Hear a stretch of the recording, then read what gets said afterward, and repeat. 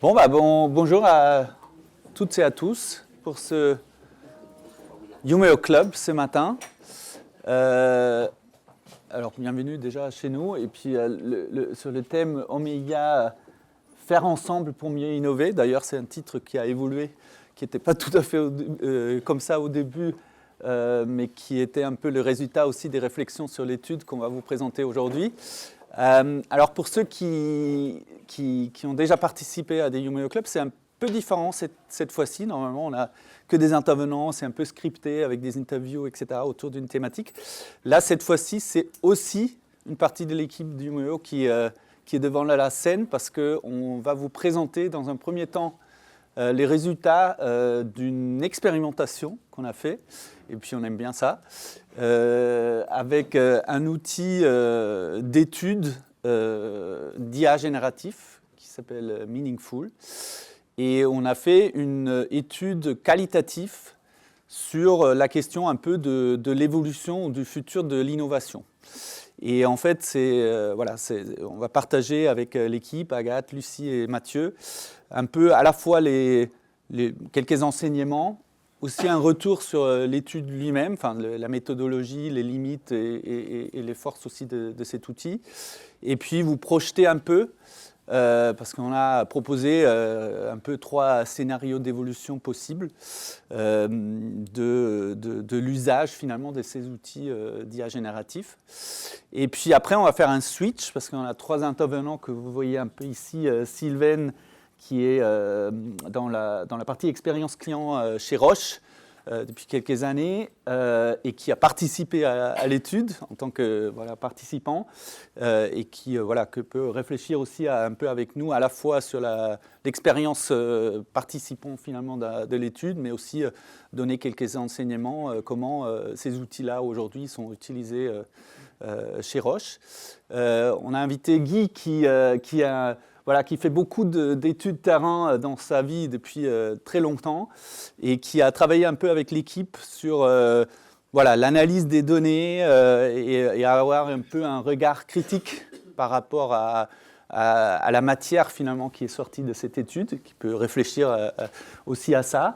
Et puis Nicolas Petitjean, qui est, je pense que la première personne qui est intervenue 2 fois au Youmeo Club, parce qu'il y a quelques années,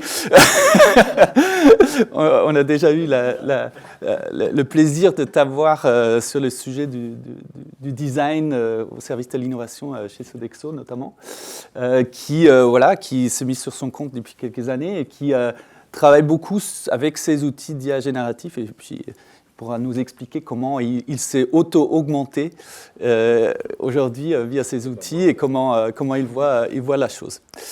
Du coup, merci à nos intervenants d'être venus, merci à l'équipe d'avoir préparé tout ça, et puis on va avoir un peu 3 temps, un temps de présentation de l'étude et des scénarios avec quelques éléments un peu interactifs, les réactions de nos 3 intervenants et bien évidemment une discussion avec vous tous. Et puis on va terminer à 10h30 comme coutume. À vous. C'est parti. Merci Martin pour l'intro. Donc si on va un peu plus dans notre étude, donc l'objectif c'était de comprendre les enjeux et les pratiques autour de l'innovation. Et pour ce faire, on a choisi d'utiliser un outil innovant. Et c'est un outil qui est équipé d'une intelligence artificielle. Donc comme disait Martin, c'est l'outil meaningful.ai. Il y en a d'autres, on a utilisé celui-là. Mais cet outil permet plusieurs choses. Premièrement, il nous permet, en lui donnant des éléments tels qu'un contexte, une problématique, de nous proposer une liste de questions. Et après, à nous de les arranger, d'en choisir certaines, d'en supprimer d'autres. Donc déjà, sur cette base, il propose en fait de lui-même une liste de questions qui pourraient être posées aux répondants. Ensuite, il va permettre de conduire l'entretien avec les personnes. On entend par conduire l'entretien, c'est une discussion en fait via un chat. Donc c'est comme quand on discute avec un chatbot. Et après, la 3e chose qu'il permet, c'est d'analyser les éléments qui vont être récoltés à chaque entretien. Et donc en tant que répondant, on peut répondre soit à l'oral, avec un audio, soit par écrit. Et donc l'outil propose de synthétiser tous les éléments récoltés pendant les entretiens. Donc nous, ce qu'on avait fait, c'était un sondage d'une dizaine de questions. On avait 6 questions qualitatives, 4 questions quantitatives. Et après, on a eu à peu près 25 participants de différentes fonctions, des designers, consultants et des personnes plus ou moins d'ailleurs éloignées de l'innovation. Donc ça, c'est pour le contexte. Donc pour cette étude, on a choisi d'utiliser un outil qui sort un peu de l'ordinaire, donc cet outil meaningful.ai. Et on a aussi voulu tester et expérimenter des méthodes d'analyse. Donc là, vous voyez, on a utilisé 3 méthodes distinctes. Et je vais laisser aussi Lucie Mathieu en parler, parce que par exemple, Lucie, toi qui as fait partie de la méthode 1, est-ce que tu peux nous en dire un peu plus ?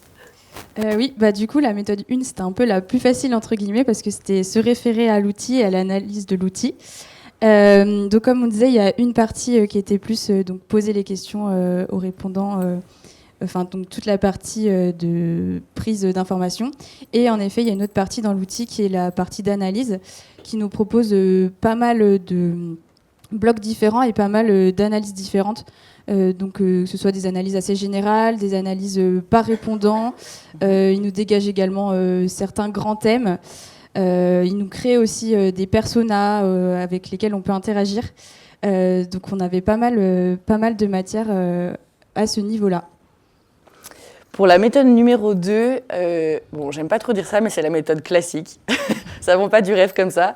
Mais d'ailleurs, chez Youméo, on appelle ça une mise à plat. Je sais pas si c'est un terme généralisé. Mais c'est le fait de synthétiser, en fait, d'analyser la donnée brute et d'analyser verbatim par verbatim. Donc en général, c'est grâce à l'intelligence collective. On se met dans une salle où ça se fait aussi à distance, ce qu'on avait fait d'ailleurs pour cette étude. Et après, on se met ensemble avec des post-it, on écrit les idées, on les regroupe par thématique, on arrive à en tirer des enseignements. Parfois, on peut créer des personas, parfois, on arrive à avoir des tenseurs qui se dessinent. Enfin, c'est vraiment à la main. Et donc là, on analyse l'intégralité des verbatims, mais qu'avec l'intelligence humaine, si je peux dire ça comme ça. Et pour la méthode 3, du coup, pour la première méthode qui utilisait vraiment que l'intelligence artificielle et la deuxième, l'intelligence humaine, on a essayé de prendre un peu le meilleur des deux mondes.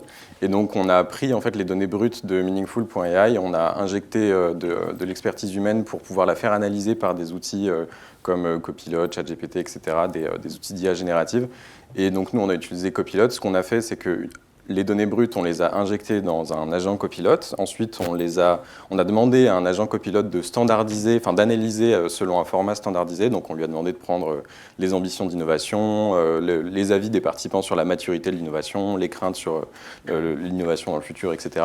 Et donc, en fait, à partir de ces résultats standardisés qu'on a demandé à l'IA de nous générer en prenant les données brutes, ça nous permettait à nous, en fait, d'avoir une première passe sur ces différentes catégories de réponses. Ça permettait aussi à l'IA qui a un temps de calcul qui est attribué à chaque requête en fait, de savoir où chercher l'information, parce qu'on les avait classées, on avait fait un pré-classement en fait, de ces données grâce aux agents copilotes, et ça nous permettait en fait, d'avoir vraiment une structure de données qui nous permettait de plonger plus en détail dans certains aspects de l'étude que l'on souhaitait viser.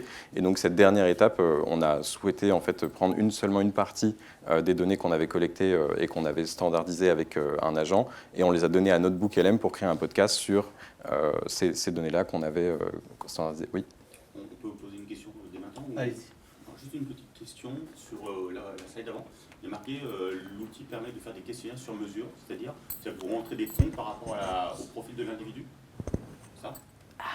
Il faudrait mettre trop tard pour le micro. Je suis désolé, je ne peux pas interrompre. Pardon, non, pas de souci.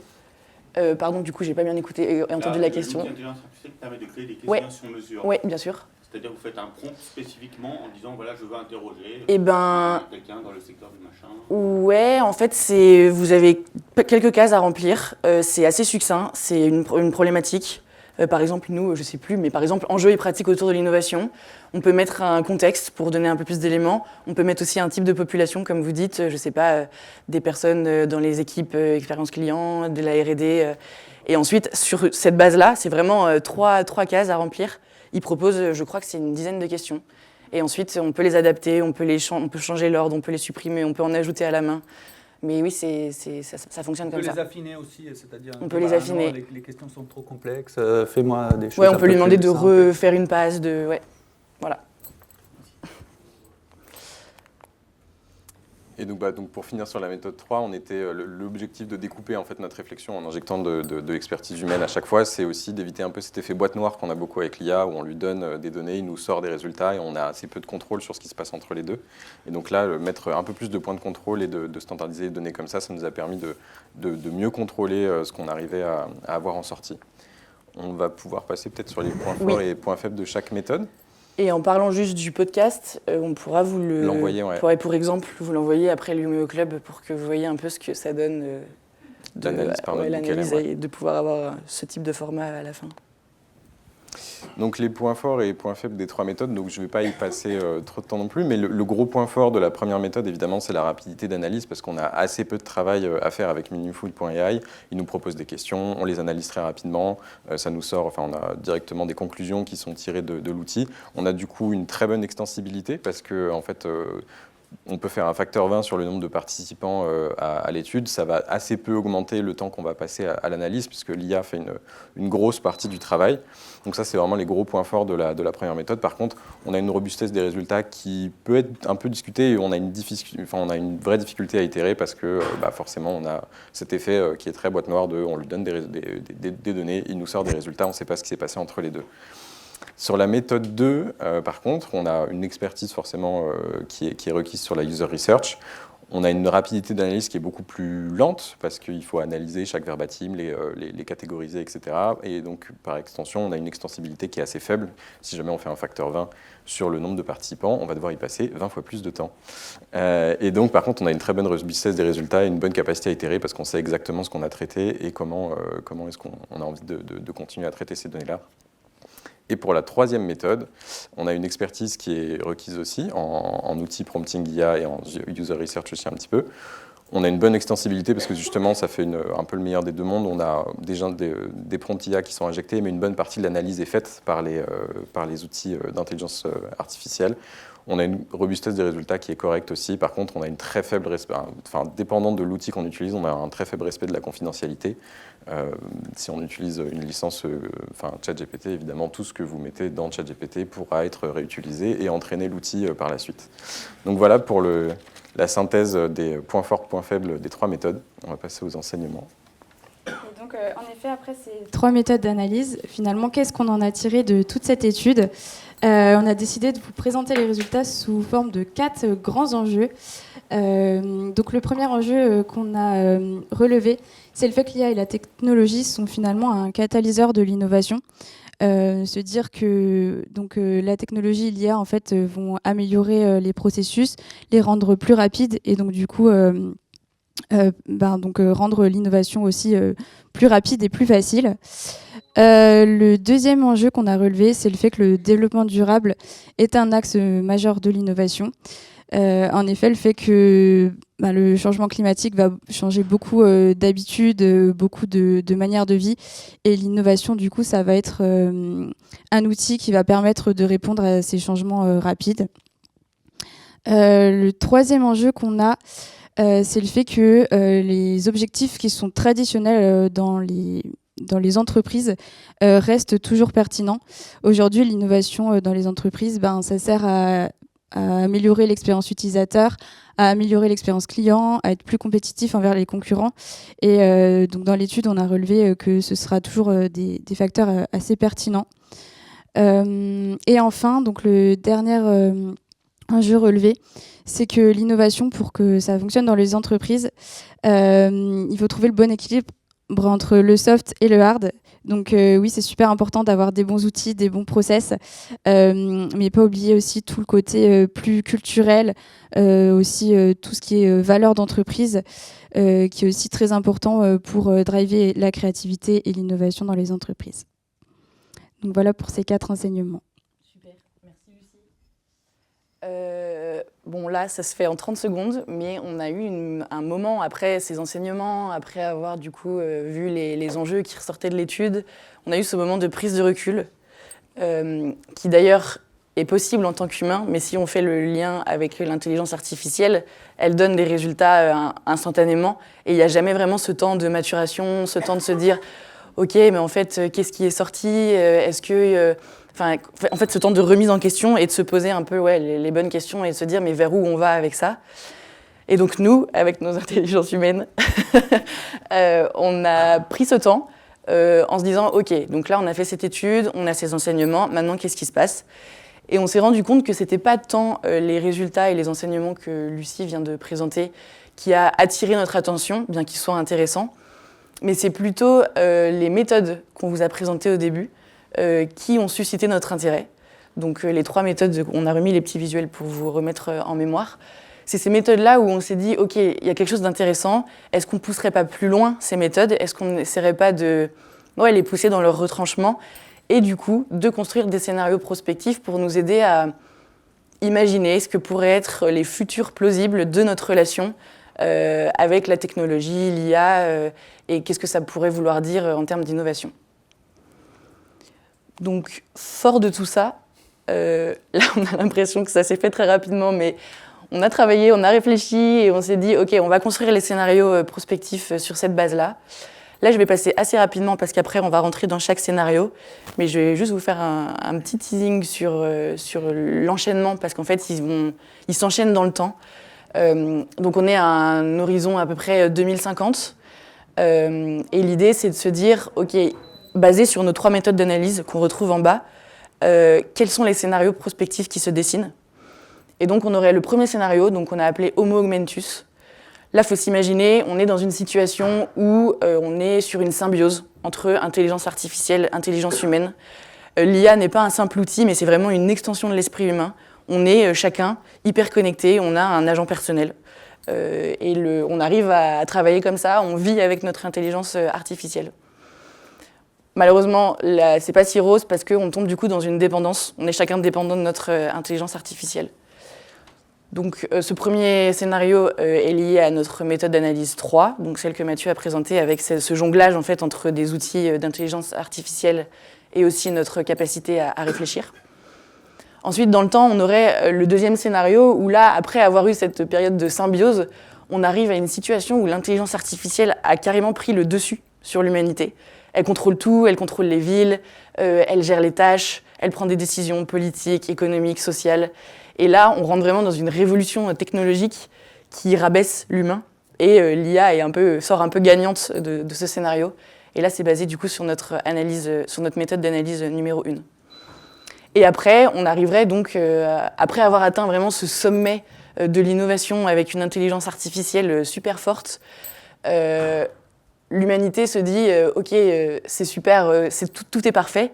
Mais finalement, il y a cette petite prise de conscience où ils se disent bon, tout semble quand même complètement dépourvu de sens. Et on a perdu tout ce qui était la création de concepts, tout ce qui était en fait un peu lié à l'esprit humain. Et donc il y a un grand mouvement de révolte et on est dans ce qu'on appelle le grand réveil pour redonner sa place à l'humain. Pour le moment, j'en dis pas plus, mais on va rentrer dans chaque scénario et on va vous expliquer les histoires. Mais avant juste de rentrer dans chaque scénario, on va faire un... Effectivement. Non, on a des questions en ligne, mais est-ce qu'on les pose maintenant ou après? Après, on aura le Q&A, ouais. Vous nous enverrez des slides ou pas? Parce que je prends les photos depuis tout à l'heure, mais... Oui, on peut partager. Super, merci. On fait un public. Effectivement, je suis allée un peu vite, on ne rentre pas tout de suite dans les scénarios, mais on va aussi vous expliquer comment on les a construits. On va faire rapidement un petit point en fait, sur la manière dont on a construit ces scénarios et la démarche prospective Horizon 2050. Donc on a commencé en fait, par prendre le thème général du Humeo Club, donc Hommes et IA faire ensemble. On a repris, comme le disait Agathe, les différentes méthodes qu'on a utilisées pour analyser les données qu'on a obtenues grâce à Meaningful.ai.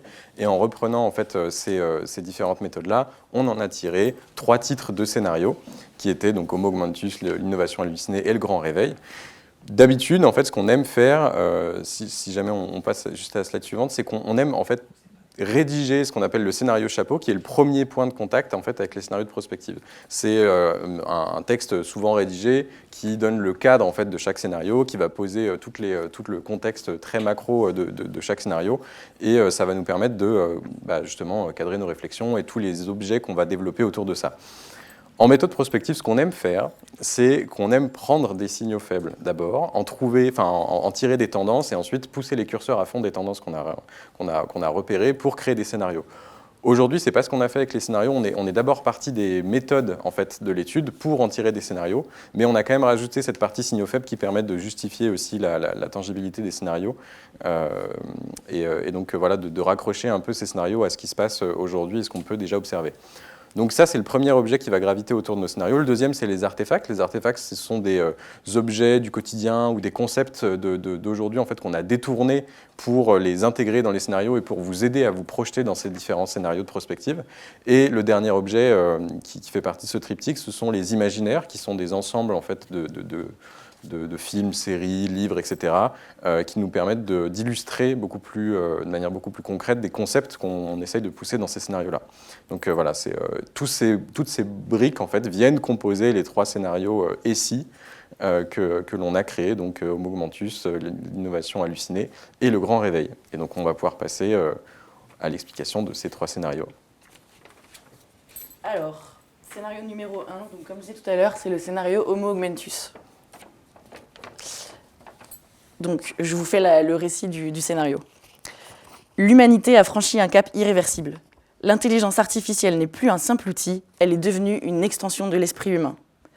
Grâce aux interfaces neuronales avancées, chaque individu est désormais relié à son agent IA personnel, capable de lire ses pensées, d'anticiper ses décisions et d'exécuter ses tâches instantanément. Le travail tel qu'on le connaît a disparu. Plus besoin d'écrire, plus besoin de calculer, ni même d'organiser une réunion. Les IA orchestrent les interactions. Ils adaptent les équipes en temps réel et synthétisent les connaissances collectives. Dans cette société hyper efficiente, l'humain est libéré des contraintes techniques et il peut donc devenir un pur stratège, un créateur de concepts, un visionnaire, dont l'IA concrétise chaque idée à la vitesse de la lumière. Les entreprises fonctionnent comme des cerveaux collectifs, sans hiérarchie fixe, où les intelligences artificielles communiquent entre elles pour optimiser les projets et répartir les ressources. Mais derrière cette utopie technologique, des malaises grandissent. Certains Homo Augmentus réussissent, tandis que d'autres échouent et se retrouvent complètement exclus de la société. L'augmentation cognitive, si elle offre des possibilités infinies, enferme aussi l'individu dans une dépendance absolue. Couper une IA, c'est priver quelqu'un de son intelligence augmentée, le réduire à un être incapable d'opérer seul. L'esprit humain, constamment stimulé, souffre d'un burn-out cognitif inédit. Et là, on considère que tout le monde a la même IA. Ah bah justement, je pense que là, on Justement. considère que ceux qui ont sont très bien équipés et ceux qui n'ont pas Non, mais là, sont on un peut peu... en avoir Et une on- moins bonne. Ah oui, Oui, complètement. aussi. Donc rapidement, parce qu'après l'idée c'est aussi de pouvoir en discuter, le signal faible pour ce scénario-là, on s'est aussi inspiré d'une start-up française qui s'appelle Ontbo. Ils ont mis au point la première IA qui permet d'analyser les émotions. Donc en fait, elle permet de mesurer, analyser les émotions grâce à des capteurs. Et sur cette base-là, elle arrive à faire des prédictions et même des recommandations. Et donc proposer des expériences utilisateurs hyper connectées, hyper personnalisées, en temps réel, et dans des secteurs assez différents, le luxe, le sport, banque et assurance. Et ça a été présenté l'année dernière, si je ne dis pas de bêtises, à Las Vegas lors de l'événement CES. Et ensuite pour l'imaginaire, donc vous voyez la petite vidéo en bas, c'est un film de 2014, pour ceux qui connaissent, c'est Transcendance. Et en fait c'est l'histoire rapidement d'un scientifique qui est empoisonné. Et il est un peu pris à son propre piège parce que du coup il est en phase terminale, mais la seule manière pour lui de survivre, c'est de voir sa conscience injectée dans une machine. Et donc là, il va il va être en symbiose avec cette machine pour pouvoir survivre. Son esprit est totalement augmenté, il est transcendé. Donc toutes ses capacités sont boostées, il contrôle tous les réseaux, il est présent sur Internet partout, il gère des armées, il se démultiplie. Donc il devient vraiment inarrêtable. La seule issue, ce serait de le tuer. Mais du coup, on en vient au fait que si on le tue, on le tue à la fois en tant que machine et en tant qu'humain. Donc voilà pour le scénario numéro 1. Juste à chaud, avant de passer... on a aussi, comme disait Mathieu, construit des artefacts. Donc c'est des objets qui vont venir illustrer nos scénarios. Donc rapidement, pour ce scénario-là, on a construit une fiche de poste pour un poste de consultant en stratégie dans le futur. Sans tout vous présenter, on voit que par exemple dans la fiche de l'entreprise, il y a 12 collaborateurs dans cette entreprise, mais ils sont finalement que 6 humains. Ils considèrent qu'ils sont 12 parce qu'ils ont chacun leur IA personnelle. Et en termes de profil recherché, le premier critère, c'est d'être un humain augmenté. Il faut une intelligence artificielle personnelle. Et on voit que dans les critères, en fait, finalement, dans tout ce qui est soft, donc tout ce qui est lié à l'intelligence humaine, c'est assez light. Il faut être quelqu'un de gentil, il faut faire preuve de respect envers les autres. Mais par contre, sur les critères, enfin les compétences hard, c'est assez... pour le coup, c'est là où on disait qu'il peut y avoir des différences entre les personnes. Parce que là, il faut posséder une puce 3PO 9080 à jour, il faut avoir une vitesse d'upload supérieure à 20 gigas. Enfin, en gros, il faut des critères qui sont très précis, mais plutôt liés à l'intelligence artificielle. Voilà pour l'artefact. Peut-être rapidement, avant de passer aux 2 autres scénarios, on a 30 secondes et après on passera sur le scénario numéro 2. Est-ce qu'à chaud, nous on avait commencé à lister quelques conséquences de ce scénario? Est-ce qu'il y en a certains d'entre vous qui ont des idées? On peut prendre 2-3 idées de conséquences. Je pense qu'il faut qu'on passe du micro. On aurait pu faire ça. Bonjour, merci. Vous dites que le professionnel vient avec sa propre IA. Mais si on extrapole le scénario pour dire, et si c'est l'employeur qui fournit l'IA, quand l'employé change d'employeur, qu'est-ce qui arrive? Merci. Peut-être une deuxième idée? Ah, attendez, ça arrive. C'est sur les données d'apprentissage de l'algorithme. En fait, c'est pour ça que je parlais s'il y avait différents types d'IA. C'est les biais cognitifs qui sont liés aux données d'apprentissage. Oui. Ça rejoint un petit peu la question, est-ce que c'est une IA qui est fournie et qui est donc dépendante de la société, du secteur d'activité, etc. Merci. Peut-être juste devant, et après on passera à la... Merci.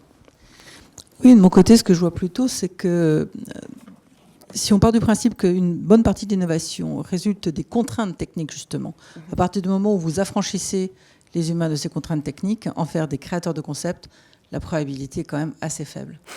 Donc je pense que là, il y a quand même un biais quand même assez significatif. Merci.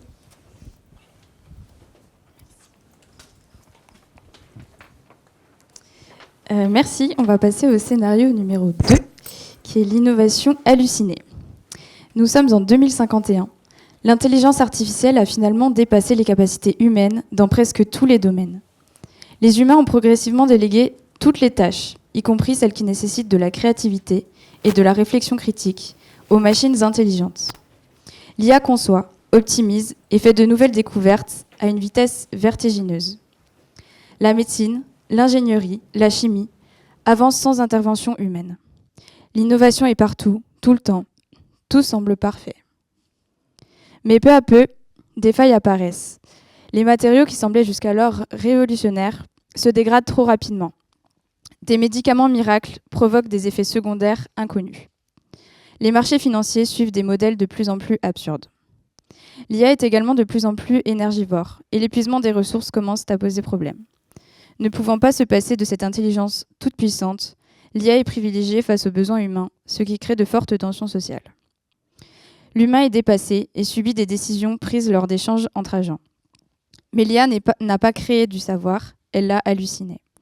Ces décisions, basées sur des corrélations de modèles probabilistes et non sur la compréhension, plongent le monde dans l'incertitude.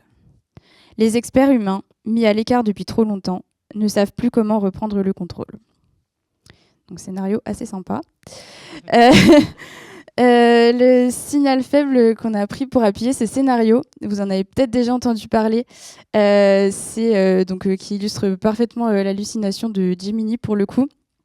C'était un exemple où une personne demandait très gentiment combien de cailloux je peux manger par jour, donc question a priori un peu bête. Et l'IA répond de manière très pragmatique en disant qu'il faut manger un petit caillou par jour, d'après des études, je crois que c'est à Berkeley. Et comme donc c'est bien pour les minéraux, les vitamines, etc. Et donc d'après le docteur qui s'occupe de cette étude, comme le goût est pas très bon, c'est bien de l'accompagner de peanut butter ou de glace. Et donc on a un peu remonté la source et donc en fait l'IA a été entraînée sur des données de Reddit et des sites qui utilisent pas mal le second degré en fait, type logographie, etc. Et donc on a retrouvé l'article et en effet on se rend compte que l'IA est encore pas très forte pour déceler le second degré et ça pose aussi la question de comment on entraîne les IA et avec quelles données. Pour l'imaginaire, on s'appuyait sur le film Minority Report, où donc le concept, c'est d'avoir une sorte d'intelligence qu'on peut aujourd'hui appeler IA, qui permet en fait de prédire les crimes avant qu'ils soient commis et donc de trouver en fait les criminels avant qu'ils aient commis le crime. Donc là, encore une fois, on s'appuie vraiment sur l'IA et en lui faisant une entière confiance. Et donc se pose la question de est-ce que on fait confiance et donc du coup on arrête les personnes qui sont a priori pour l'instant innocentes, ou est-ce qu'on laisse faire le crime et du coup ça peut poser quelques problèmes. Et pour l'artefact qu'on a ici, donc c'est qui passe au JT à la télé, donc un rappel produit halluciné, quelque chose qui est assez courant dans ce monde. Donc ici c'est une boîte de médicaments qui était a priori miracle, qui soignait tous les maux, maux de gorge, maux de tête, déprime passagère, etc.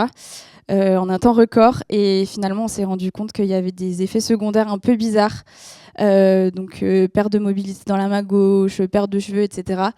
Et donc c'est un produit qui était entièrement créé par l'IA, et donc on se rend bien compte qu'il y a des problèmes et des limites à cela. Pareil, est-ce que ça vous inspire certaines réflexions, certaines conséquences sur ce monde-là ? Comme signal faible, il y en a un qui aurait pu aussi vous intéresser. Alors c'est plus dans le domaine de la défense, peut-être que c'est pas ce que vous regardez, mais il y a quand même quelque chose qui a un peu choqué dans une expérience militaire là, où il y a des IA dans le cadre d'une mission aérienne, je ne détaille pas, si ça intéresse je pourrais expliquer, mais où l'IA a jugé qu'il était préférable de se passer de l'opérateur humain pour optimiser ses chances, et donc a détruit le PC bleu humain. Okay, voilà. Bon, après je pourrais détailler le truc, mais c'est quand même intéressant, quoi. Et l'autre exemple aussi, c'est 2 IA qui se sont mises à parler dans un langage que les humains ne comprenaient plus.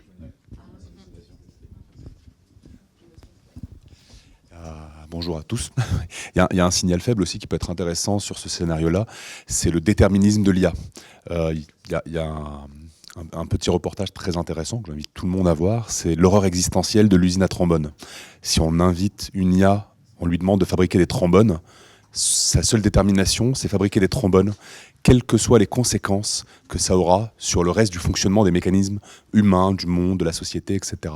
Et donc là-dessus, finalement, en fonction des différentes requêtes qu'on va envoyer à l'IA, à quel moment elle saura quoi faire ou ne pas faire et comment elle pourra combiner finalement toutes les contraintes entre elles. Voilà.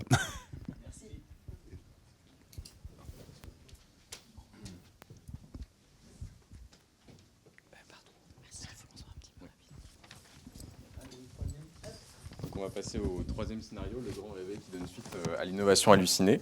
Donc, après des décennies d'optimisation et de fusion avec l'intelligence artificielle, l'humanité a atteint son paroxysme technologique. Mais un constat s'impose, tout semble parfait mais plus rien n'a de valeur. L'art créé par les algorithmes est magnifique mais sans âme. Les objets sont conçus instantanément mais par des modèles d'IA qui sont entraînés sur leur propre création.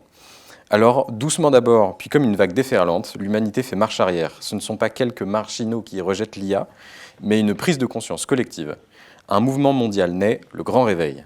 Il ne s'agit pas de refuser la technologie, mais de lui redonner redonner de la valeur au savoir, à l'apprentissage et au génie humain brut. Les premiers à tourner le dos aux intelligences artificielles sont les créateurs, artistes, écrivains, musiciens et chercheurs, lassés de voir leurs œuvres optimisées par des algorithmes sans effort. Ils décident de renouer avec la pratique artisanale.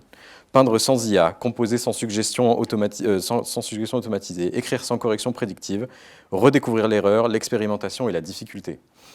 Puis viennent d'autres corps de métier, le retour à l'expertise humaine profonde, celle qui se construit par des années de travail acharné, devient une quête. Les grandes corporations de l'IA tentent de lutter contre ce mouvement, proposant des versions toujours plus sophistiquées et plus humaines, mais rien n'y fait. Donc comme signal faible, on a choisi en fait un site de vente qui s'appelle Artsy, qui nous permet de vendre des œuvres uniquement générées par IA. Et donc voilà, on trouvait ça sympa parce que c'est la première preuve qu'on délègue absolument tout à l'IA, notamment sur le côté artistique. Et comme imaginaire, on a pris une scène de iRobot où on a Sony qui est un robot qui se met à dessiner son rêve. Et en fait, on le voit dessiner l'exacte représentation de son rêve à une vitesse fulgurante, mais on a une œuvre qui manque d'âme, qui est vraiment très mathématique, etc., avec proportions parfaitement respectées. si on passe à l'artefact qu'on a décidé de créer, en fait, on a fait un flyers d'une invitation à un événement, à une exposition en fait, d'art. Et ce qui est absolument exceptionnel avec cette exposition d'art, c'est que l'art est fait par un humain. Ce qui est vraiment plus commun dans ce monde-là. Et donc, on a en bas du flyers une invitation aussi à un événement de franc-parler, parce qu'évidemment, tout ce qui sort des IA est très édulcoré, très poli, etc., avec des belles formulations que l'on connaît tous. Et donc, on remet l'humain au centre des expériences. Et donc, on a des débats de franc-parler qui sont organisés et de vocabulaire pour reprendre le contrôle sur le jargon humain qui disparaît petit à petit avec les expériences d'IA. Même exercice que pour les 2 scénarios précédents. Est-ce que vous avez des conséquences à ce scénario ? C'est marrant, moi, ça me fait penser un peu à un des usages de l'IA que certains utilisent aujourd'hui, qui s'appelle, c'est très illustré, les Fuck You Suggestions. C'est l'idée que, en gros, tu poses des questions à l'IA sur ton œuvre et tu fais l'inverse de ce qu'elle te dit de faire. Parce qu'en fait, justement, elle va générer un truc qui est très probable, puisque c'est des modèles probabilistes. Et donc, en fait, tu fais l'inverse de ça, ou le truc le plus éloigné possible de ça, pour avoir le truc le plus inventif, en fait, que personne n'a jamais fait, puisqu'elle est entraînée sur tous les textes de l'humanité. Si tu fais un truc autre, bah, tu feras un truc, t'essaies de faire un truc que personne n'a jamais fait.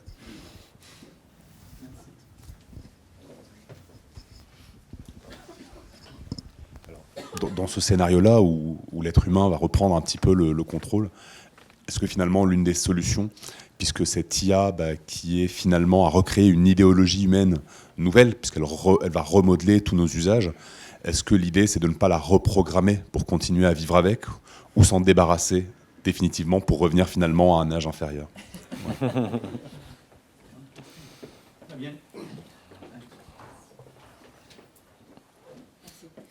Oui, du coup, cette dernière remarque me fait penser à ce que je n'ai pas vu dans aucun des scénarios, qui est justement la possibilité de faire stop. Vous savez qu'il y a 700 scientifiques dans le monde qui ont fait une demande de moratoire et au moins de pose d'un bouton stop sur Watson.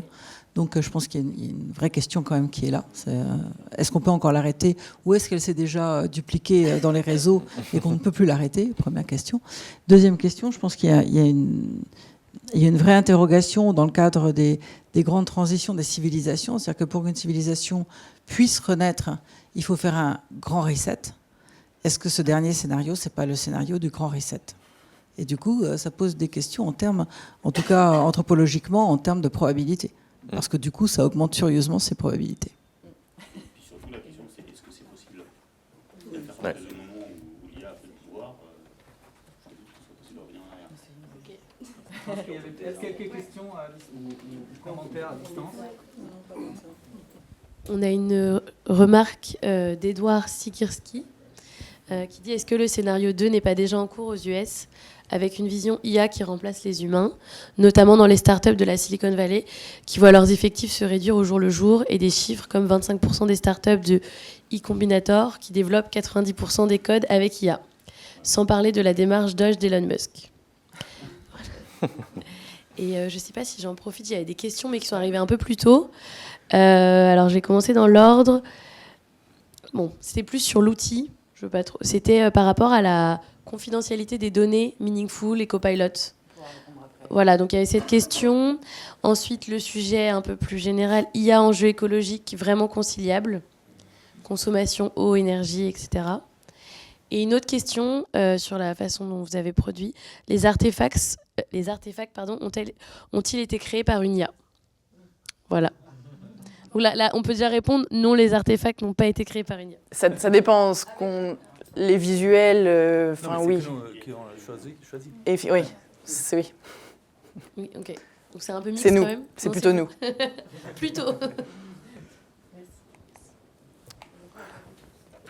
Bon, super. Merci beaucoup pour cette présentation. Du coup, je vais inviter, bravo, nos 3 invités peut-être me rejoindre ici. Et en fait, il y a un peu les 2 angles qu'on propose de discuter ensemble. C'est d'un côté un peu, voilà, cette cette méthodologie, l'étude, qu'est-ce que les limites. Enfin, en plus, Guy a travaillé un peu avec l'équipe, etc. Enfin, aussi, qu'est-ce qui s'est dit un peu derrière les coulisses. Peut-être la vision de participants aussi partagée à ça. Et puis après, bien évidemment, réagir aussi par rapport au scénario. Comment vous voyez les choses. Je sais, Nicolas, on a pas mal discuté aussi. Tu as déjà un peu intégré cette notion de consultant augmenté. Voilà, c'est un peu ça ce que j'aimerais bien discuter. Peut-être commencer justement par ça, Nicolas. Comment ça résonne pour toi un peu les scénarios et comment tu l'intègres aussi déjà un peu dans ta pratique aujourd'hui? Alors moi, je l'intègre effectivement depuis plus de 2 ans là maintenant dans toutes les facettes de mon métier. Et en fait, je me force à le tester. À chaque fois, je me force à tester un outil, parce que ça reste des outils, il faut appeler un chat un chat, pour voir en quoi il peut m'aider, voire m'augmenter.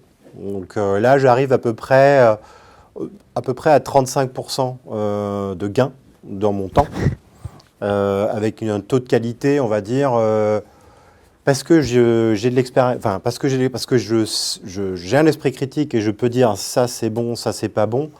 On va dire à 70% c'est pas mal. Donc ça c'est pour la partie plus factuelle. Après dans les 3 scénarios, pour moi je trouve qu'ils sont très bien. Le métapreneur, donc là on parlait de métier, mais on peut penser aussi de gens qui vont créer des boîtes, une personne. C'est déjà un peu le cas si vous prenez des boîtes qui sont dans ce domaine-là, vous regardez les effectifs, la taille des effectifs et le chiffre d'affaires qu'ils génèrent a tendance à s'écraser et augmenter, c'est assez étonnant. Donc il y a ce sujet-là. Et le scénario qui me manquerait, moi, c'est le scénario où on accompagne les gens. Puisqu'en fait, on parle d'augmentation, on parle d'IA. Déjà, elle n'est peut-être pas indépendante, elle habite chez quelqu'un, quelque part aujourd'hui, et notamment aux États-Unis et en Asie, en Chine. Il manque la partie qu'est-ce qu'on fait du bien-être mental et psychique des gens. J'aurais bien mis un 4e scénario qui s'occupe des gens qui, en gros, se demandent ce qu'ils vont faire, quoi. Donc, moi, je pense que ça, c'est pas mal. Très, très bien de faire un POC avec les 3 démarches. Je trouve ça excellent. C'est comme ça qu'il faut le faire. Tester, effectivement, parce qu'il y a de l'hybridation. Et le premier, en fait, c'est dans la veine de toutes les boîtes qui font du wrapping, en fait, donc qui couvrent un moteur, parce que tout ça, c'est des moteurs, mettre une couverture dessus et ça permet derrière de faire un truc comme ci, un truc comme ça, un truc comme ça, mais ne développent pas un moteur fondamental de base. Ils utilisent juste des briques, un moteur technologique, et ils font un usage et ils couvrent un usage. Donc d'avoir fait le dernier, qui est une espèce d'appropriation finalement du moteur, c'est pas mal, je trouve ça bien. Voilà, en quelques mots. Merci beaucoup. Peut-être, Sylvaine, toi qui as participé aussi à cette étude et qui l'as découvert un peu comme participant, comment tu as vécu ça? Comment ça résonne? J'ai trouvé ça hyper intéressant. C'est vrai que moi, j'ai utilisé le mode vocal parce que j'ai trouvé ça vraiment comme si j'avais quelqu'un qui, entre guillemets, m'interviewait. Après, c'est vrai que j'ai trouvé que par moments, l'IA réagissait de manière pas toujours pertinente par rapport aux réponses que je pouvais donner, du moins en tout cas j'ai eu l'impression.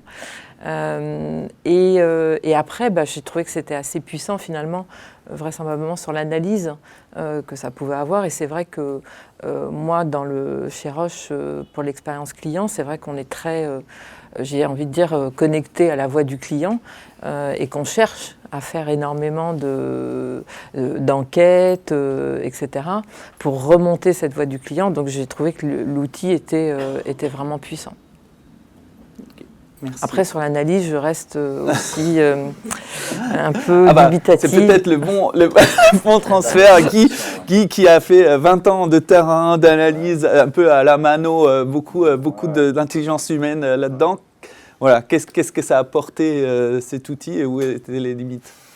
Alors, pour moi, parce que j'ai participé à l'étude aussi, et ce que je trouvais frustrant et intriguant, c'est à quel point c'était... alors, on a peut-être d'accord pour ne pas être d'accord.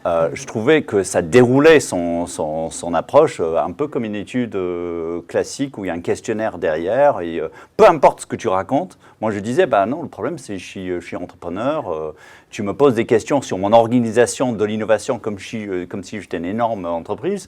Et tu n'écoutes pas mes réponses. Donc bon, je vais finir par faire de la projection et imaginer ce que sont les enjeux de mes clients ou des clients de mes clients parfois.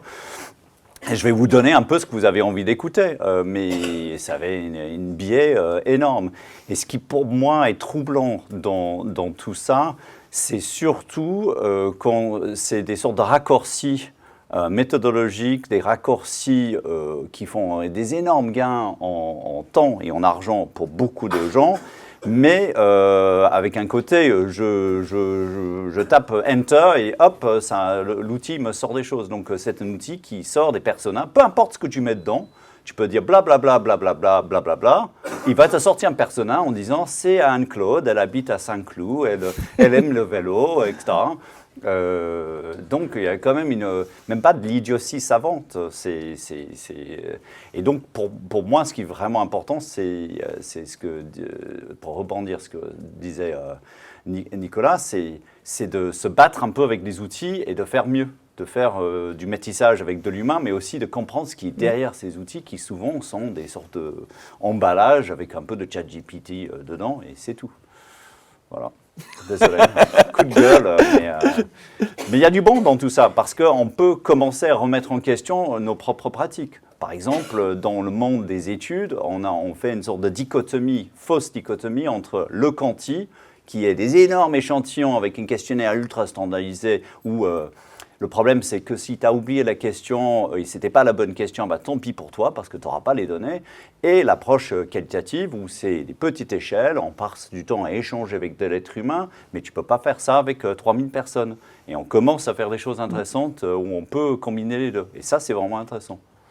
Après, moi, ce que je trouve intéressant, c'est que ça nous oblige à vraiment approfondir les questions qu'on veut se poser. Si on veut avoir finalement, j'ai envie de dire, tout le potentiel pour analyser les insights, ok, mais déjà il faut que nous, on se soit posé vraiment les bonnes questions et qu'on ait mis dans la machine, j'ai envie de dire, les questions, parce qu'en fait c'est 50% de la solution, entre guillemets. Donc c'est ça qui est intéressant et je suis d'accord aussi avec Nicolas, c'est vrai que j'ai rencontré des sociétés qui me disent, bah, tu vois, finalement, la réponse qu'on va t'apporter par rapport à ton cahier des charges, il y a la réponse de l'IA, et nous, on essaye de faire beaucoup mieux que l'IA. Donc ça, j'ai trouvé que c'était intéressant comme démarche. Et en plus, ils m'ont proposé la réponse de l'IA et leur propre réponse. Qu'ils ont utilisé comme base pour aller finalement pour aller plus loin, aller un cran plus loin. Donc ça, c'est intéressant. Là, sur le sujet, on se base à 2049, 2050, donc on a une génération de plus. La question, ça va être un peu, pas tellement pour les gens qui ont vécu des trucs et qui sont capables d'être critiques sur le truc, mais c'est une nouvelle génération qui vont apprendre comme ça. Je l'avais lundi, là j'étais en cours dans une école de commerce, ils utilisent ça de manière générale, on faisait un process.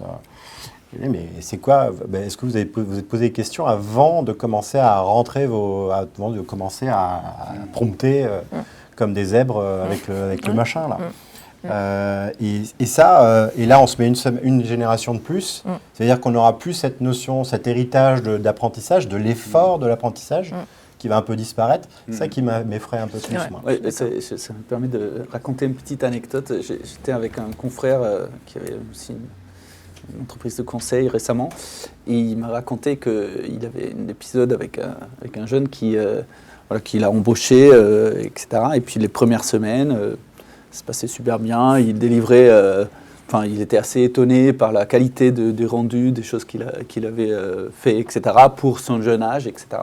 Bon. Et puis à un moment donné, il y avait une situation où le jeune il allait voir et il dit moi sur ce problème-là, je ne peux pas avancer. Il dit pourquoi? Parce que l'IA a plus la réponse. Et du coup, il s'est rendu compte qu'en fait, qu'il avait, dès le jour 1, tout ce qu'il avait fait fait en promptant des outils, etc. Et il a inventé des pratiques, en fait, qu'il a inventé avec les outils qu'il y avait. Et puis, à un moment donné, il est arrivé à un truc, et puis il a dit qu'il ne pouvait plus. Du coup, ça l'a fait quand même réfléchir à l'usage des outils en interne, etc. Et justement, cette question de comment on accompagne, et comment on accompagne l'usage à la fois de ces outils-là, mais aussi d'apprentissage de tout ce qui est expérience qu'on a depuis des années et qu'il avait dans son entreprise. Pour rebondir ce que vous disiez là, sur la génération d'après, moi c'est une question que je me pose aussi, parce que bon, comme tout le monde, je regarde un peu ChatGPT. Au début, je fais waouh, puis assez rapidement, quand je lis, je fais ouais, beaucoup de gens qui peu de place. Parce qu'en fait, il y a beaucoup de buzzwords et en fait, il n'y a pas grand-chose. Et heureusement que j'ai encore l'expertise métier pour enrichir. Je suis d'accord que ça aide, hein, évidemment. Mais la génération d'après qui n'aura plus l'expertise métier, ça, c'est sûr. donc comment elle fera pour critiquer et enrichir? C'est ça que je me pose comme question. Après, c'est une réflexion peut-être qu'on a parce qu'on réfléchit comme ça. Quelque part, la façon d'aujourd'hui de communiquer, c'est TikTok. Par exemple, je dis des conneries chez les marronniers. Et donc c'est un peu la même chose dans la façon de penser les choses et peut-être demain aussi de faire société. Ce sera peut-être un peu différent. Après tout, ça va peut-être nous créer des nouvelles façons de cohabiter. Alors pour le bien ou pas pour le bien, ça c'est une autre question. Vas-y. On a pas mal de réactions. Wormser, qui dit l'IA a été créée grâce à l'intelligence humaine. L'IA sera-t-elle capable de créer de nouvelles révolutions? Ou est-ce la fin de l'innovation?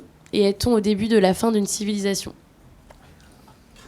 Alors peut-être sur la première partie de la question, sur la civilisation, je ne sais pas, mais sur la fin de l'innovation, parce que c'est quand même, c'est une des questions qui revient quand même de dire, à un moment donné, est-ce que, si les IA, ils vont s'auto-alimenter avec des choses qu'ils ont elles-mêmes produites, etc., est-ce qu'il y a un risque par rapport à ça, selon vous, ou pas?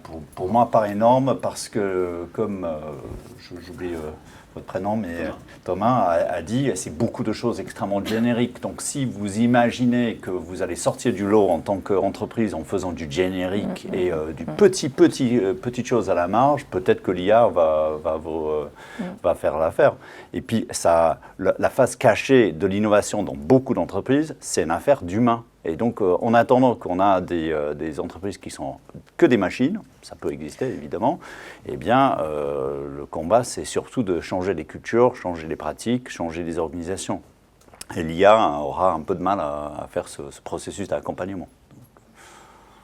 C'est censé quand même répondre à un besoin ou une problématique, l'innovation. Et cette problématique, c'est plutôt les humains qui vont la poser, du moins à quoi ça sert finalement de faire une innovation. Ça doit avoir un sens quelque part. Donc, par rapport toujours à la question, je pense que l'humain sera toujours important. Je pense que ça va la décupler, voilà, quadrupler, voilà, quintupler la capacité à innover. Alors, on ne sera peut-être pas à innover en tant qu'humain, donc ce sera peut-être plus une innovation humaine, mais on va accélérer la façon d'innover. Dans le domaine de la médecine, dans le domaine militaire, c'est déjà le cas. Ouais. Dans le domaine... alors, l'entreprise, quand même, de façon de travailler, il y a énormément de choses à faire. Ouais. Ça va changer, mais finalement, on a aujourd'hui beaucoup de tâches qui sont du domaine du... on fait quand même des études pour apprendre, pour après se mettre à faire des PowerPoint en entreprise. Hein. Donc, je rappelle juste le contexte actuel de l'entreprise. Donc, est-ce qu'on va progresser? Peut-être qu'on va progresser, effectivement. Mais aujourd'hui, notre tâche se limite à faire des mails et des PowerPoint. Donc, je sais que je dégrossis très violemment, mais si on enlève ça, déjà, ça nous fait du temps pour faire autre chose. D'ailleurs, ça fait quoi avec une réaction de Florian Roch, l'IA d'aujourd'hui et de demain, une armée de stagiaires ou l'émergence de nouveaux Einstein, Rembrandt, etc. Armée de stagiaires, pour l'instant, armée de stagiaires, stagiaires avec des limites. Ouais. Moi, je veux rebondir sur cette histoire d'innovation militaire. Le champ d'innovation militaire en ce moment en Europe, c'est en Ukraine. Et en Ukraine, à ce que je sache, les gens qui font du bricolage avec des drones ne sont pas en train de passer du temps à demander à ChatGPT comment faire. C'est moyen du bord, bricolage, artisanat. Pour beaucoup. Il y a quand même beaucoup de... Il y a du l'IA aussi, sans doute. Mais c'est un laboratoire d'IA. Bien sûr, mais pas que. Mais pas que. Gaza aussi, malheureusement. Oui, malheureusement. Une partie du code des drones, du fly code des drones, c'est de l'IA. Non, mais pas que ça, même tout. Bien sûr, mais les opérateurs, pour l'instant, c'est pas... Il y avait Fabienne, je pense que tu avais une question ou un commentaire. j'en avais plusieurs, mais je les perds au fur et à mesure. La première, je voudrais rebondir sur ce que disait Nicolas. Effectivement, moi j'ai été consultée par une entreprise d'avocats spécialisés dans les avocats, ils en ont 3000 en France. Et leur première interrogation, c'est sur le fait qu'ils n'arrivent plus à trouver... il faut savoir que le processus pour devenir un avocat, c'est de commencer par être un assistant avocat. Et l'assistant avocat, il monte des dossiers, il va consulter la jurisprudence, tout ce qu'il n'a pas appris à l'école, en fait, et qu'il apprend par ce biais-là. Et c'est comme ça qu'on devient avocat. Mais s'il n'y a pas ces années de préparation en tant qu'assistant, la substance même de ce qu'est un avocat se perd. Or, aujourd'hui, ce qui se passe, c'est que les grandes firmes d'avocats utilisent des IA pour faire ce travail d'assistanat. Et donc, il n'y a plus cette passerelle entre ceux qui sortent de l'école et les avocats qui sont prêts à aller au barreau. Donc là, on a un gap, et aujourd'hui, on ne sait pas comment remplir ce gap. Et ça, je pense que c'est pas dans le futur, on n'est pas à 2051. C'est là, maintenant, c'est déjà en train de se produire. La deuxième chose sur laquelle je voulais peut-être insister, c'est que on pense toujours à innovation high-tech, parce qu'on est ici dans des lieux high-tech. Moi, je travaille beaucoup en Afrique. En Afrique, on pense low-tech quand on pense innovation.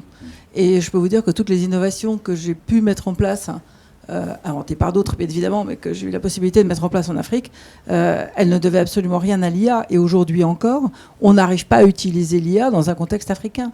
Parce que, tout à l'heure, Nicolas encore le disait, l'IA, elle est chinoise, ou elle est asiatique, ou elle est américaine, de manière générale. C'est-à-dire des modes de pensée qui sont des pensées high-tech et pas low-tech.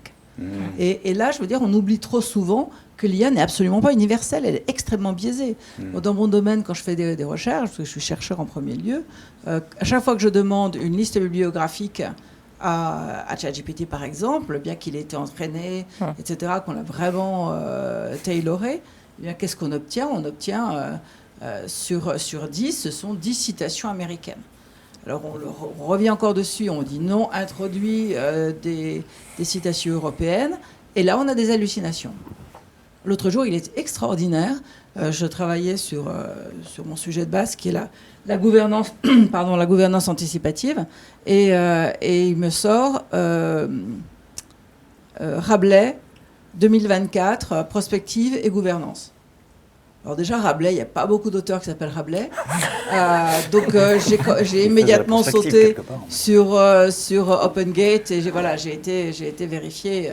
Bien évidemment, il n'y avait aucun livre qui s'appelait Prospective et gouvernance, et aucun Rabelais et rien de publié en 2024. Mais si vous ne faites pas l'effort conscient, je veux dire, s'il n'y a pas quelque chose qui attire votre œil pour dire non, ça, c'est pas possible, tout passe. Et je veux dire, et honnêtement, ça fait 2 ans que je travaille avec, ça fait 2 ans que j'ai à peu près un taux de 6 erreurs sur 10.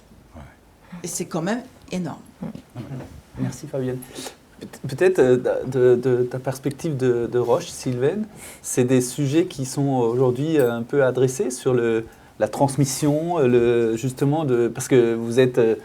Dans la santé, c'est des sujets quand même aussi avec beaucoup d'expérience, beaucoup de choses à avoir en tête. Alors, pas encore sur la transmission, déjà sur l'utilisation de l'IA dans nos métiers pour gagner du temps, de la productivité, etc. Donc déjà ça, c'est important. Et puis aussi pour personnaliser tout ce qui est expérience client. Donc ça, on regarde pas mal de cas d'usage pour voir comment on peut l'utiliser.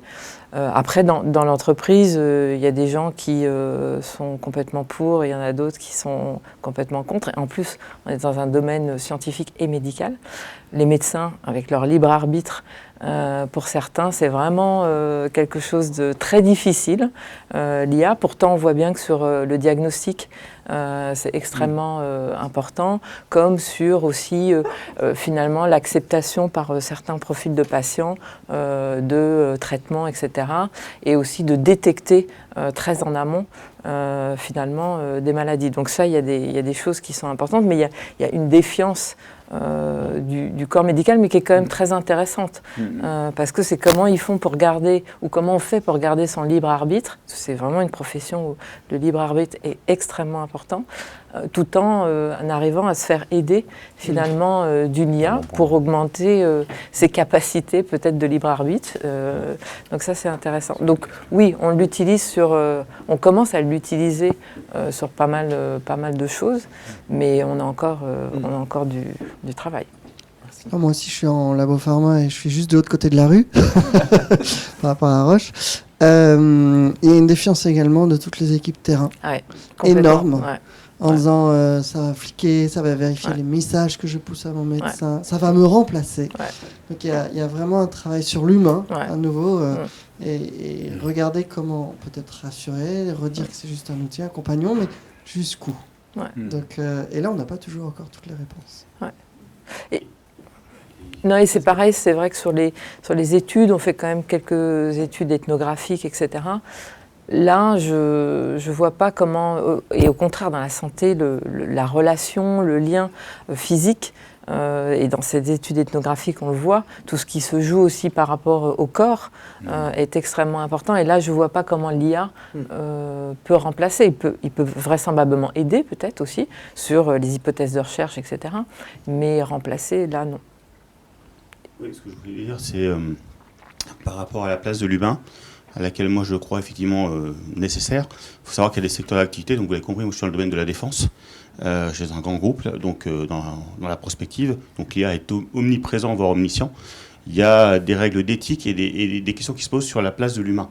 Et ce n'est pas valable pour tous les pays. Il y a des nécessités aussi opérationnelles qui font que malheureusement, pour des raisons d'accélération du tempo des opérations, vous savez, tout ce qui est hypervélocité, etc., fait que l'humain sera sorti du jeu. Et les États occidentaux, dont la France, considèrent qu'il faut que l'humain reste dans la prise de décision. La seule question qui va se poser, c'est pendant combien de temps quand les autres ne l'appliqueront pas, sans même parler des règles d'éthique. Voilà. Vitesse de décision. Vitesse de décision. Sur ce sujet de l'adoption, effectivement, il y a ce que je trouve, l'opportunité que je trouve intéressante, c'est de se dire que ça va permettre aussi peut-être de mettre plus l'emphase du travail. Moi, je travaille sur la notion de travail, sur le rationnel humain. On va sortir des tâches qui sont un peu sans valeur ajoutée pour passer plus de temps à finalement collaborer, échanger et développer une intelligence plus collective, on va dire. Oui, idéalement. Et avoir des interactions encore plus fournies, intéressantes. Je suis d'accord. On a évoqué, en fait, j'ai l'impression, deux extrêmes que je trouve très très intéressants dans la question de l'IA, qui sont effectivement les hallucinations, donc une espèce de bêtise complètement inventée, et l'expertise métier. Moi, un des trucs que j'avais mentionné, donc il y a eu il y a 4 ans maintenant une mission interministérielle des risques, sur les risques liés à l'intelligence artificielle à laquelle j'ai participé. Et un des trucs que moi j'avais pointé à ce moment-là, mais qui je pense en fait devient statistiquement en fait plus probable à mesure que le temps avance, c'est une forme d'abdication en fait à la suggestion IA. C'est-à-dire, en fait, vous allez écrire un mail de réponse oui, très bien, ça me va bien ce rendez-vous, qui vous semble un peu neutre, et l'IA, en fait, elle peut l'écrire à votre place. Et donc, en fait, il y a quand même il y a un petit différentiel entre ce que vous alliez écrire et ce qui est good enough que l'IA, elle produit. Et en fait, ce petit différentiel, il concatène sur des millions de gens qui l'utilisent. Et au bout d'un moment, on peut avoir l'IA qui nous, on est passé de bonne journée à belle journée à je sais pas quel truc. On peut avoir l'IA qui, tout d'un coup, se met à inventer des formules de politesse. Et en fait, tout le monde l'utilise parce qu'au bout d'un moment, on la tape nous-mêmes comme des crétins parce qu'en fait, on voit tout le monde l'utiliser autour de nous. On se dit, c'est OK, c'est exactement. Ouais. Et en fait, je pense que cette espèce de déviance, tout petit à petit, en fait, elle porte elle aussi des risques qui, en fait, à mon avis, sont moins repérables dans l'évolution dans le temps que effectivement l'hallucination complète. On va tous devenir aussi enthousiastes que les Américains. Tout est super, amazing. Une sorte de changement culturel par IA. Qui risquera à s'opposer à une recommandation de l'IA? Pas évident. Ça dépend de comment on place l'IA dans l'organisation et à quel point il y a de la réticence, de la défiance ou juste non, c'est bon, faites confiance à l'IA, c'est notre special source. Voilà. Oui, j'avais une remarque sur vos scénarios qui sont en fait déjà en retard en fait, parce que l'IA aujourd'hui, c'est pas ça du tout. C'est-à-dire que le problème de l'IA, c'est qu'elle travaille sur le langage, c'est-à-dire les mots, les textes. Et on a l'impression, en écoutant vos scénarios et en vous écoutant, que la matière humaine est construite à partir de textes et de langage, ce qui est faux. La matière humaine est construite majoritairement à partir d'émotions. Par exemple, une image. Si vous prenez une image, vous regardez une image, vous l'interprétez, l'IA en est incapable, parce que l'IA elle a besoin de traduire cette image en mots, en pixels, etc. Et donc, ce qu'on appelle l'IA générale, qui fait partie des recherches actuelles, c'est une IA qui serait capable d'aller au-delà du langage et de comprendre les émotions, de comprendre le toucher, les saveurs, l'environnement, ce qu'aujourd'hui seul l'homme sait faire. Vous connaissez cette histoire de l'expérience américaine qu'on appelle la chambre chinoise. Vous en avez entendu parler de ça? Non, vous imaginez une chambre fermée, noire, une chambre fermée, pardon. Vous êtes dedans, et il y a quelqu'un qui vous passe par une fente des textes en chinois. Et vous avez un dictionnaire de chinois, et vous pouvez reprendre, en lisant le truc, vous pouvez refaire des caractères, et vous remettez quelque chose de l'autre côté. La personne qui est de l'autre côté, elle pense que vous parlez chinois, alors que vous n'y connaissez rien du tout. Vous avez juste vu le dictionnaire. Et ben aujourd'hui, l'IA, c'est un peu la chambre chinoise. C'est-à-dire que elle ne sait pas vous raconter des trucs. Et la plupart des choses, ce sont des choses émotionnelles. C'est pour ça qu'il y a plein de métiers, on n'est pas prêt de les faire disparaître par l'IA, parce qu'on aura besoin de gens pour nous servir à manger, etc. Et toute cette partie-là, qui fait partie de l'homme encore, c'est 80%, même plus, de ce qui se passe dans la matière humaine. Donc l'IA générale, ça sera celle on aurait pu faire un 4e scénario, ce sera l'IA générale. Et l'IA générale, elle va dépasser l'homme, c'est ce qu'on appelle la singularité. C'est-à-dire qu'à partir de là, tout sera différent. Mais cette partie-là de l'IA générale, on ne la connaît pas très bien encore. Et donc toutes les discussions sur, oui, est-ce que ChatGPT, il m'a raconté des conneries et tout, c'est déjà quelque chose qui est en train de disparaître, parce qu'il y a de plus en plus de données dans les systèmes. Et vous avez vu qu'on n'a pas vu ChatGPT 5, on est arrivé à 4.5, je crois, c'est ça maintenant. Ils ont annoncé il y a 2 ans qu'on aurait le 5. Or, le 5, on n'a toujours pas vu. Pourquoi on ne l'a pas vu? Parce qu'en fait, il y a tellement de données dans ces trucs-là aujourd'hui déjà, qui explorent le truc, que le nouveau, il n'y a plus de données. Il n'y a plus rien à explorer, ou quasiment plus rien. Et donc, ça ne sert à rien d'avoir 5, puisque ça donnera très peu de différence par rapport à la précédente. Donc ça veut dire qu'au niveau du langage et des textes, on est arrivé presque à un plafond. Et donc maintenant, il faut passer à autre chose. Et donc c'est cette partie-là de l'IA dont tu devrais faire une 4e histoire. Ah bah après, c'était quand même un peu partie du deuxième scénario. Hein. C'est-à-dire c'est l'artefact que vous avez fait sur les entreprises qui aujourd'hui commencent à jouer sur des capteurs émotionnels. Il y a maintenant, ça c'est plutôt dans le domaine des digital, mais des boîtes qui effectivement avec des capteurs, des caméras, ils essayent de comprendre les expressions faciales, etc., par rapport à un parcours digital, etc., qui sont effectivement, c'est un peu les frontières qui sont en train d'être explorées. Hein. Il y a une question de réaction par là, en ligne. Alors justement, il y avait ce message un peu avant qui disait finalement, on se focalise trop sur les LLM. Il y a bien d'autres formes d'IA dont la valeur est bien plus avérée, reconnaissance visuelle, etc. Un point clé n'est-il pas de rester très vigilant sur le dataset, le matériau travaillé? Si on utilise les données publiques polluées et qui se polluent au fur et à mesure des productions d'IA, on prend des risques. Mais avec un dataset propre et ou authentique, entre parenthèses, des données d'études qu'on a réalisées, l'analyse peut être pertinente. Et une seconde réaction d'Edouard. Comprendre les émotions est une chose, ressentir les émotions en est une autre qui restera inaccessible à l'IA, car les émotions passent par le corps.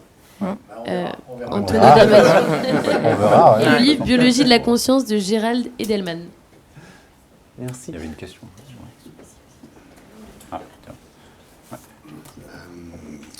Justement, monsieur, merci pour votre intervention, parce que on oublie, on est un peu omnibilé par les IA du langage, les IA génératifs. La génération de texte, c'est une des 72 capacités des IA au jour d'aujourd'hui. Et on focus là-dessus. Mais quand on mélange différentes technologies, là, on peut commencer à voir des choses qui, notamment dans le domaine médical et dans l'armement, je crois que c'est ce mélange-là qui permet d'avoir des résultats qui deviennent vraiment intéressants et fiables. Évidemment, si on se fie uniquement à ChatGPT, lui, il génère du langage, mais c'est uniquement une des 72 fonctions. Puis on a tendance à l'oublier. Je ne sais pas si dans vos études, vous avez travaillé un peu là-dessus, peut-être, Alors, Nicolas? Moi, ce qui me fait penser, ce qui évoque tout ça, c'est à quel point il y a besoin de travailler sur l'apprentissage autour de l'IA dans les boîtes, de mettre ces outils à leur place d'outils et de permettre à les gens de comprendre un peu mieux tout ça. Donc il y a une question d'éducation quelque part et qui existe dans la sphère de l'éducation aussi. C'était intéressant en échangeant avec Sylvaine juste avant. Elle disait ma fille fait un échange au Danemark et on aborde cette question. Ça fait partie des outils, mais on met ça à sa place et on aide les jeunes à discerner un peu mieux comment s'en servir et quoi faire avec tout ça, plutôt que de dire, comme tu disais Nicolas, de taper comme des zèbres et de sortir les choses. L'IA, le problème c'est qu'il va sortir des contenus, et puis tu vas dire, bon allez, CTRL-C, CTRL-V, c'est bon, j'ai fait mon boulot. Et c'est pas ça. C'est pas ça de la même manière que la technologie peut servir pour une pratique artistique, mais c'est pas juste appuyer prise de vue avec une photo. C'est aussi dire à quoi ça sert, pourquoi je prends cette photo, ça va donner quoi. J'avais peut-être deux remarques là-dessus, pour continuer sur la même ligne de la différence entre l'humain et la machine. La première, c'est que nous tendons quand même furieusement, avec les LLM, justement, à mélanger expression et compréhension. Et ça, je pense qu'aujourd'hui, c'est vraiment le point sur lequel il faut qu'on insiste. Ce n'est pas parce qu'une machine s'exprime correctement qu'elle a pour autant compris le sujet. Et ça, je pense que c'est vraiment peut-être quelque chose qu'il faudrait rappeler chaque fois qu'on utilise une machine. Deuxième chose, c'est, alors cette fois sur l'innovation, c'est ce que c'est réellement que le processus d'innovation. On oublie beaucoup trop souvent qu'il est lié à deux choses. La première, c'est la notion de sérendipité, c'est-à-dire la capacité à découvrir quelque chose ou à comprendre que quelque chose peut générer une innovation alors que ce n'est pas l'innovation recherchée. Typiquement, on est dans ce processus-là. Je ne suis pas sûre qu'aujourd'hui, une machine soit capable de faire preuve de sérendipité. Ça, c'est la première chose. La deuxième chose, c'est que l'innovation, et là, on est sur des études qui sont un petit peu plus ciblées, dépend furieusement de notre capacité organique, du fait que nous soyons des êtres organiques. C'est-à-dire que tous les jours, nous ne pensons pas de la même manière. C'est-à-dire en fonction de ce que vous avez mangé la veille, des relations avec votre conjoint, de l'état de la route, etc. On arrive avec un état d'esprit différent. Cet état d'esprit différent, cet agencement différent presque de nos molécules, fait qu'un jour on est capable d'inventer et un jour non. Et c'est ça et on est capable à chaque fois de regarder un problème sous un angle différent. Une IA, c'est de la silice. C'est-à-dire que c'est pas organique du tout. Vous posez-lui 20 fois la même question, vous aurez 20 fois la même réponse. Je parle d'une IA générale, pas d'une IA générative. Et là, il y a quand même quelque chose qui est essentiel par rapport à l'innovation et qu'il faudrait quand même qu'on garde en tête. Pour rebondir sur ton point et sur celui d'Éric, effectivement, il y a plein de domaines de compétences. Le LLM, sous toutes ses formes, du text to language, text to image, toutes les formes qu'on peut imaginer qui sont beaucoup plus dans l'échange. Ce qui est intéressant, c'est qu'elles jouent sur une faiblesse qu'a l'humain, qui est l'anthropomorphisme. On se dit, tiens, vous parlez bien à votre chat, le chat ne vous répond pas. Et bien, en fait, on a cette espèce de facilité parce qu'on est des êtres sociaux, du coup, à prendre ça comme quelque chose d'à peu près humain, quelque part. Et c'est ça qui est aussi un peu fascinant et un peu éprouvant, puisque justement, du coup, on peut avoir une certaine méfiance, parce que du coup, on se retrouve avec quelque chose qui interagit un peu comme nous. Et ça, c'est un peu perturbant. Mais dans l'image, dans le son de la voix aussi, le notebook LLM, ça fait des podcasts avec un grain de voix qui sont corrects. Vous prenez Eleven Labs qui vous fait du voice-over sur des présentations, c'est impressionnant. Moi, je mets vraiment que cette techno-là, parce que les IA verticales, effectivement, qui vont sur un truc bien précis, ça reste effectivement des produits bien précis. Mais sur les LLM, l'avantage, c'est que ça couvre un spectre dans nos usages qui est hyper large. Et du coup, ça invite à se dire, tiens, qu'est-ce que ça va potentiellement emmener de nouveau, de différent, en termes, on parlait d'innovation tout à l'heure, qu'est-ce que ça peut emmener en prenant cet outil-là et en le gardant bien à sa place d'outil dans nos usages pour potentiellement réinventer des choses à bon escient ou à mal escient, parce qu'il y a toujours deux aspects. Hein. Il y a la dualité des technologies, hein, ça peut être positif comme négatif dans nos environnements. Donc, et on parle beaucoup d'humains, mais on ne parle pas de vivants encore. Hein. On est quand même sur une planète où il n'y a pas que des humains, quoi. Bah, moi, je trouve que c'est intéressant qu'il y a effectivement aussi, parce que tout à l'heure, on disait que un peu l'inquiétude par rapport aux nouvelles générations, par rapport à l'expérience des métiers, etc. Mais à l'inverse, il y a aussi des nouveaux usages qui sont créés aujourd'hui par les jeunes qui n'ont pas justement ça, avec ces nouveaux outils, où on pourrait aussi inverser, on dit comment on peut apprendre de ça, justement pour voir qu'est-ce qui marche pas, etc. Parce que c'est quand même quelque chose d'assez nouveau. On n'avait pas, il y a 2-3 ans, l'accès à ces panoplies finalement d'outils. Et moi je pense qu'aujourd'hui, quand je prends un peu l'entreprise Bearing Point, il y a 6000 collaborateurs, il y en a je ne sais pas combien, enfin il y a un tiers probablement qui sont dans leurs 2 premières années de vie professionnelle. Je suis certain qu'on ne connaît pas les 5% des usages qui sont faits aujourd'hui par les jeunes, parce qu'en fait, on n'a pas des mécanismes de process en place pour vraiment savoir comment ils l'utilisent, qu'est-ce qui marche pas. C'est quoi. Et je pense que ça pourrait être aussi quelque chose pour les entreprises, probablement de creuser, de dire voilà, comment on inverse un peu, comment on apprend des jeunes finalement de leurs nouveaux usages, et puis en combinaison effectivement avec toute l'expérience qu'on a des métiers, etc., d'en faire quelque chose qui est utile, pertinent et qui avance finalement sur ces questions. Et vous pouvez avoir des petits modèles sur votre ordinateur, voire votre téléphone demain. Donc, c'est aussi l'avantage, c'est que ça peut être portable. Ouais. Mais ça reste des outils. Mais est-ce qu'il faudra faire une étude par une IA pour essayer de comprendre ces jeunes, ou est-ce qu'il faut aller parler avec ces jeunes soi-même? C'est ça aussi la question. Il y a plein. Encore 10 minutes avant de conclure, mais merci pour votre participation. C'est pas vraiment une question, mais c'est plutôt ça m'interpelle que vous parliez du fait que c'est les jeunes qui pourraient vous apprendre à utiliser l'IA, alors qu'on pourrait tout à fait dire que ce seraient les vieux qui pourraient nous apprendre à utiliser l'IA pour rendre les usages justement plus accessibles, dans la mesure où a priori, ça semble moins facile pour les personnes encore plus âgées d'utiliser l'IA, et justement il y aura des utilisations qui seraient justement plus pertinentes parce que moins pensées de prime abord, alors que les jeunes en fait, oui, on dit qu'il y a des usages qui sont oubliés. En même temps, aujourd'hui, on est tous sur nos réseaux, sur les réseaux sociaux. Finalement, c'est assez facile, l'usage attendu des jeunes. Et je pense que c'est un biais qu'on est en train de se créer, de vouloir toujours satisfaire les jeunes, parce que ce serait innovant, alors qu'en fait, c'est pas forcément plus pertinent. Mais c'est vraiment une intervention.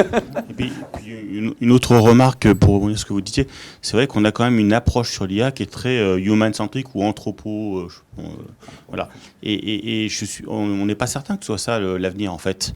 Nous, on se rassure en se disant que l'humain est au cœur de tout et que personne ne nous battra. Je pense qu'il y a un bras de fer invisible qui se fait. Pour l'instant, on en parle comme d'une aide, de machin, etc. Parce que ça nous rassure. Mais en fait, il y a un bras de fer qu'on va perdre mécaniquement. Enfin, moi, en tous les cas, je fais partie de ceux qui pensent qu'on risque de le perdre. Et cette approche très centrée sur nous, le ressenti, etc., c'est ça qui est le must. Peut-être pas, en fait. Peut-être pas, on ne sait pas. À fond. Merci. Et pour lier ce que tu dis et ce que tu disais aussi, Nicolas, sur la tendance à anthropomorphiser l'IA, c'est ce qu'on appelle l'effet ELISA, avec une IA dans les années 70 ou 80 qui était extrêmement primitive, archaïque, qui ressemblait vraiment qui répondait à quelques questions extrêmement simples. Et il y avait déjà cette tendance à la prendre pour un être humain, alors que c'était vraisemblablement un robot. Et aujourd'hui, il y a encore plus cette tendance-là, cet effet ELISA qu'on a l'impression, et quand on parle des IA, on dit « il m'a conseillé, ChatGPT m'a conseillé », alors que c'est pas plus un humain que la machine à café ou que la télévision, finalement. On a tendance à l'anthropomorphiser et donc à le mettre de notre côté, du coup, parce qu'on l'humanise. Et donc à se comparer avec elle, presque d'humain à humain, alors que ça n'a pas de sens. On a l'impression que c'est un humain super intelligent, alors que ça reste une super machine à café qui fait plein de café d'un coup à une vitesse incroyable. Et donc aussi, est-ce qu'on n'aurait pas intérêt à se détacher de cette vision humanisée de l'IA et de la prendre pour voilà, une voiture ou une machine à café. Enfin, pour un objet du moins. Un outil. Peu de gens parlent à leur perceuse ou leur machine à café. Et donc, tu parles pas à ta voiture, toi. On peut le maudire éventuellement, mais on va pas essayer de l'amadouer non plus. Donc, en général. Mais l'IA est plus efficace si tu es poli avec elle. Ouais. Tout à fait. Tout à fait. Parce que dans le doute, vaut mieux être poli, on ne sait pas ce que l'avenir réserve. Faut marquer des points. Soyez gentils au futur sonneur. Oui, on est d'accord. Est-ce que tu vois tutoyer ChatGPT ou est-ce que tu le vous vois? Je lui parle en anglais, c'est le problème.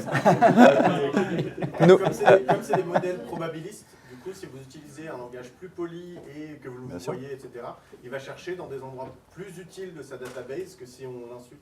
Oui, bien sûr. Que si on l'insulte ou qu'on lui parle mal, en fait. Du coup, il vaut mieux parler mieux à ChatGPT, lui demander poliment les choses, utiliser soi-même un langage beaucoup plus élevé, etc., enfin, renforcer son vocabulaire, et on obtient des meilleures réponses.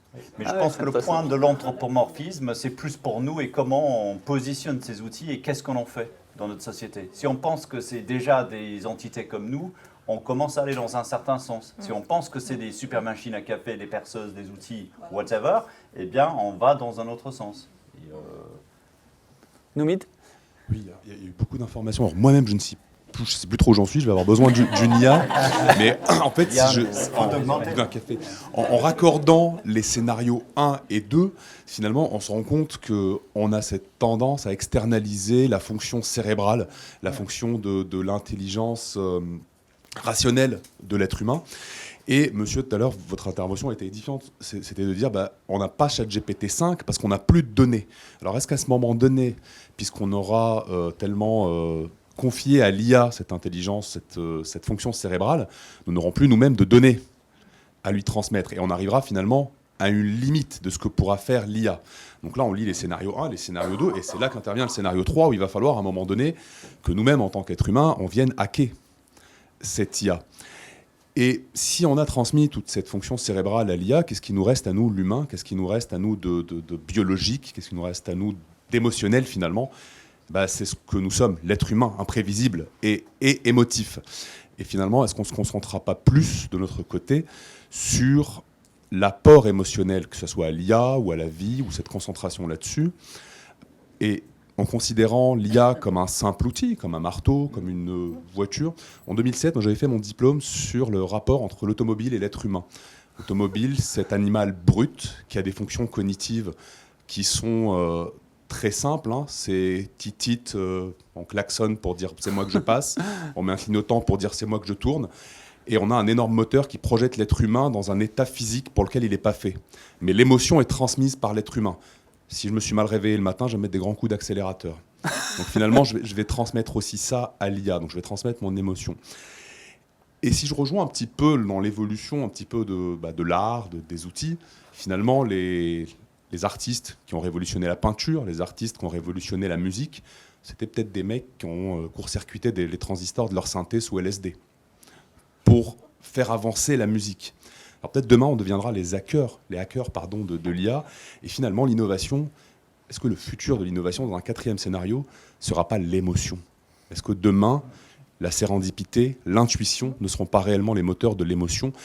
Et puis l'opérationnalisation de tout ça, ça sera la formalisation par l'IA, qui sera cet outil, ce stagiaire, ce collègue qui pourra le développer. Voilà. Les voitures autonomes, elles t'affranchissent de l'émotion, justement, et que tu as des IA qui sont conçues pour générer de la surprise. Comme Monica, par exemple. Donc tu as ce côté imprévisibilité. Donc ce que tu disais comme une caractéristique de l'humain, l'imprévisibilité, tu peux le compenser aussi par l'IA. La question, c'est l'IA est en train de dévorer tout ce qui nous fait, nous, être humains. Enfin, en tous les cas, il y a des recherches là-dessus. Donc, jusqu'à c'est ce que tu disais au niveau du cerveau. Quand il aura hacké notre cerveau, qu'est-ce qui nous restera d'humain? Faire des crêpes. Peut-être une dernière réaction, Cécile. Clôtura. Ouais. Il y a aussi des petits commentaires, des commentaires en ligne. Allez, on terminera en ligne. Non, mais toutes ces réflexions, ça m'a interpellée parce que je réfléchissais à, finalement sur justement le côté faire ensemble pour mieux innover. En fait, qu'est-ce qui fait de nous des bons innovateurs et des bons designers?